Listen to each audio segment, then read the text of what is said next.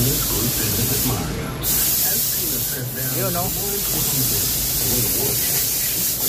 Ating cover.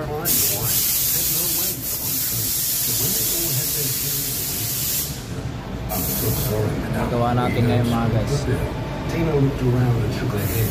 Tapos naglilig kailangan lilinisin ko muna to bago ko baklasin para mamaya hindi papasok yung dumi sa makina. Bago natin baklasin yung cover, linisin muna natin. Yun mga guys, baklas na. Ngayon ito na ngayon.